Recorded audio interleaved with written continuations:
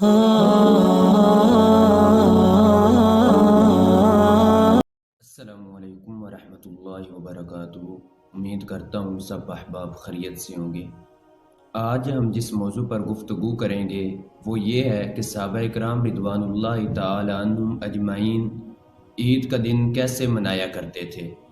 ایک دفعہ عید کا دن تھا کہ چند احباب حضرت امیر المومنین حضرت عمر فاروق رضی اللہ تعالی عنہ آپ کو عید کی مبارک دینے کے لیے آپ کے گھر تشریف لے جا رہے تھے کہ جب آپ کے گھر پہنچے تو کیا دیکھتے ہیں کہ اندر سے حضرت امیر المومنین حضرت عمر فاروق رضی اللہ تعالی عنہ آپ کے رونے کی آوازیں آ رہی ہیں۔ تو وہ زیادہ پریشان ہوئے کہ آج تو عید کا دن ہے، خوشی کا دن ہے، اور حضرت امیر المومنین حضرت عمر فاروق رضی اللہ تعالی عنہ آپ رو رہے ہیں۔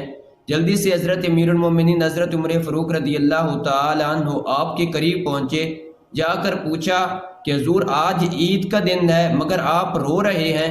تو حضرت امیر المومنین حضرت عمر فاروق رضی اللہ تعالی عنہ آپ فرمانے لگے آج عید کا نہیں بلکہ وعید کا دن ہے۔ اللہ تعالیٰ کی بارگاہ میں ہماری نمازیں روزے پیش کیے جانے ہیں، پتہ نہیں وہ نماز اور روزے ہمارے قبول ہوں گے یا نہیں، یا وہ رد ہو کر ہمارے منہ پر مار دیے جائیں گے۔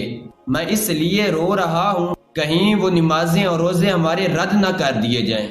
اب دیکھو کہ وقت کے امیر المومنین حضرت عمر فاروق رضی اللہ تعالی عنہ جن کو سرکار صلی اللہ علیہ وآلہ وسلم آپ نے جنت کی بشارت دی، ان پر اللہ تعالیٰ کا خوف اس قدر تھا، عید کے دن بھی اللہ تعالیٰ کے خوف کی وجہ سے اپنی آنکھوں سے آنسو بہا رہے تھے۔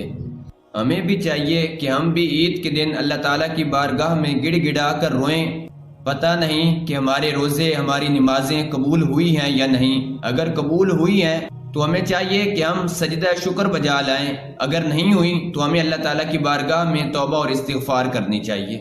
ایک دفعہ عید کا دن تھا کہ حضرت امیر المومنین حضرت عمر فاروق رضی اللہ تعالی عنہ آپ کے بیٹے نے پرانی قمیض پہنی ہوئی تھی، پرانا لباس پہنا ہوا تھا۔